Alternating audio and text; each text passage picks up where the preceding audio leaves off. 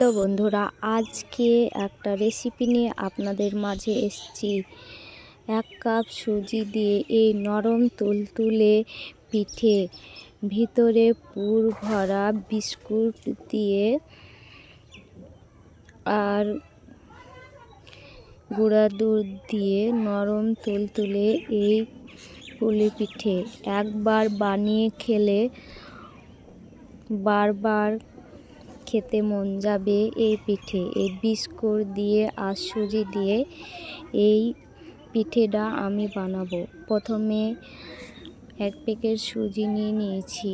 সুজিটাকে আমি ভালো করে ভেজে নেব। ভাজা হয়ে গেছে। এবার হালকা হালকা করে পানি দিয়ে একটা ডো তৈরি করে নেব। হালকা হালকা করে পানি দিয়ে কিন্তু করতে হবে, নয়তো দলা ধরে যাবে, হবে না। এভাবে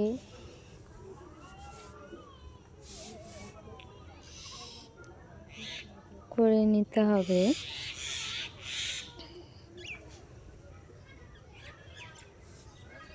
দেখতেই পাচ্ছেন একটা এরকম ডো তৈরি হয়ে গেছে। এবার এটাকে তুলে নেব।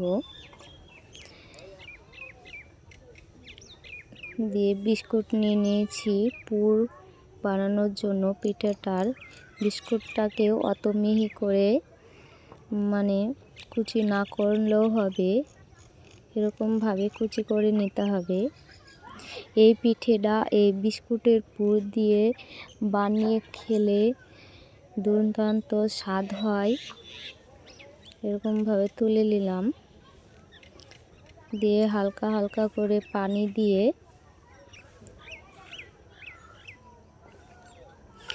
বেশি বিস্কুটটাকে ভিজিয়ে ফেললে কিন্তু হবে না। এরকমভাবে রাখবো, একটু ঝরঝরে ভাবে, আর পানি দেব না। দিয়ে এখানে 1 প্যাকেট গুঁড়া দুধ নিয়ে নিয়েছি, দিয়ে দেব। আপনারা চাইলে মিষ্টি কোনো হরলিক্স বিস্কুট দিয়েও করতে পারেন, ভালো হবে। আমার কাছে এটাই ছিল, এটা দিয়ে বানাচ্ছি। নোনতা বিস্কুট ছাড়া যে কোনো মিষ্টি বিস্কুট হলেই হবে। আটাটা এবার আমি ভালো করে এভাবে মথে নেব।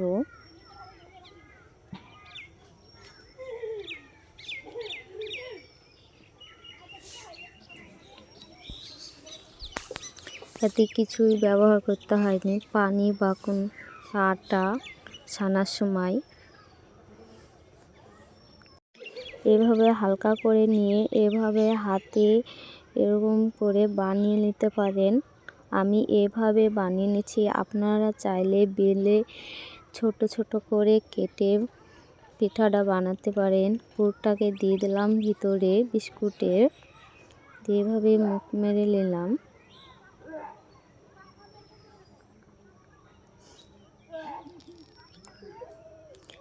এইভাবে আমি সবগুলো পিঠে তৈরি করব।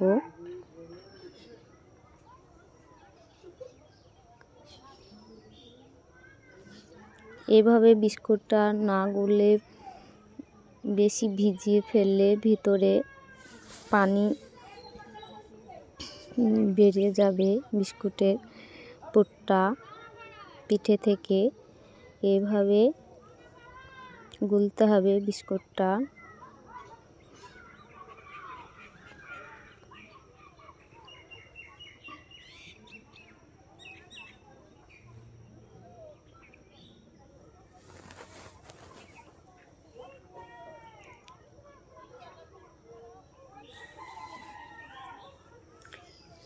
এভাবে আমি সব পিঠেগুলো তৈরি করে নেব।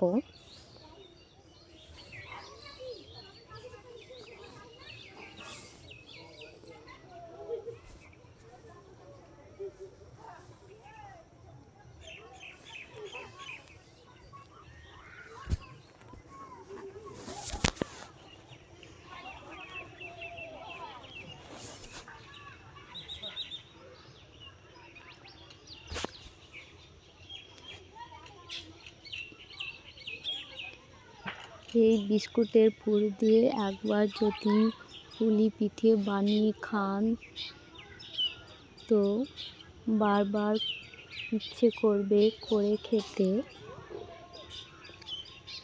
দুর্দান্ত স্বাদ হয় এবং নরম তুলতুলে হয়।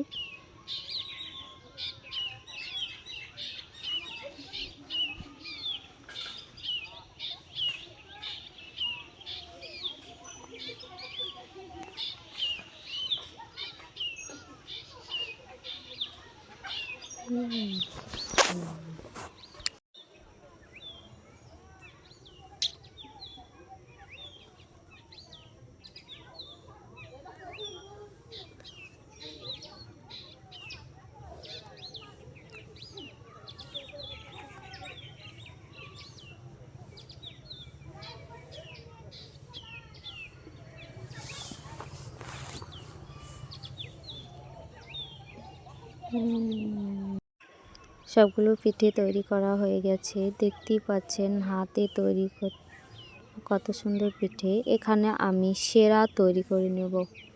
পিঠে ডান সেরা তৈরি করার জন্য এখানে 2 কাপ চিনি দিলাম। সেরাটা হবে পাতলা,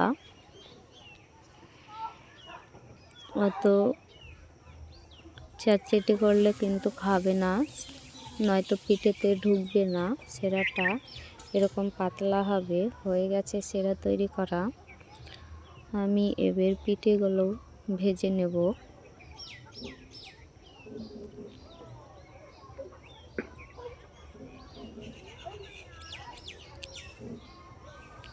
এভাবে একটা একটা করে দিয়ে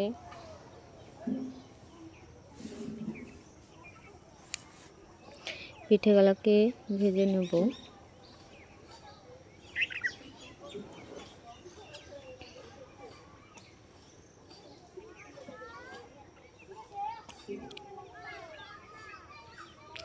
এভাবে আলতো হাতে ছন্নি দিয়ে লাড়িয়ে দিতে হবে। এভাবে ভেজে নিতে হবে সবগুলো পিঠে।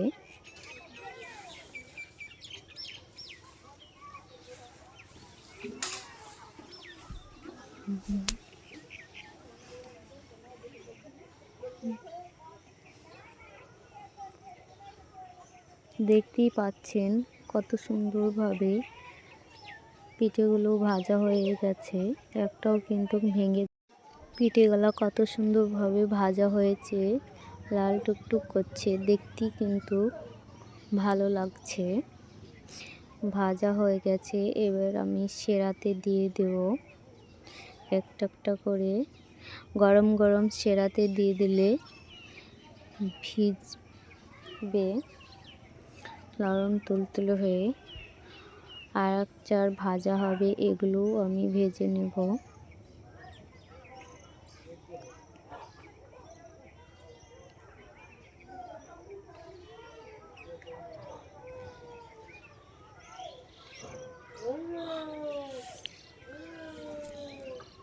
এগুলো ভাজা হয়ে গেছে, এগুলো আমি ভিজিয়ে দেব।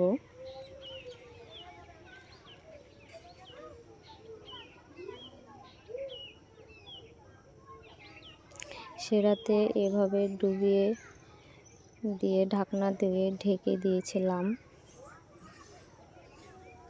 10 মিনিট পর ফিরে এসলাম। দেখতেই পাচ্ছেন কতটা ভিজেছে, নরম তুলতুল করছে। ভিতরকার বিস্কুটের পুরটা দেখতে পাচ্ছেন কি সুন্দরভাবে ভেজে গেছে। আজ এই পর্যন্তই আমার রেসিপি পুলি পিঠের। সবাই ভালো থাকবেন, সুস্থ থাকবেন।